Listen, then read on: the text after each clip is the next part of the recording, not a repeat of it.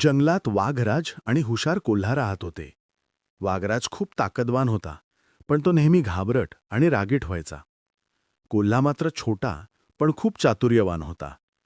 एक दिवस वाघराजाने कोल्ह्याला पाहून रागाने ओरडले, "आज तुला चांगलाच धडा शिकवूनच राहीन."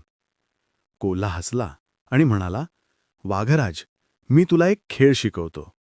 जर तू शांत राहिलास तर तुला जंगलात गुप्त फळांचं ठिकाण दाखवतो." वाघराज थोडा विचार करून म्हणाला, "ठीक आहे, दाखव." कोल्ह्याने जंगलातील गुडघ्यापर्यंत लांबलेला मार्ग दाखवला आणि प्रत्येक वळणावर वाघराजाला शांत राहावे लागे. जर तो राग करीत असेल तर तो चुकून चुकीच्या दिशेने जात असे.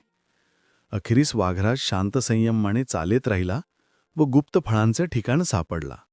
दोघांनी मिळून खूप सारी फळे खाल्ली, हसले आणि मित्र बनले. त्या दिवसापासून वाघराजाने राग कमी केला आणि कोल्ह्याने त्याला शिकवले की हुशारी आणि संयमाने मोठे यश मिळते.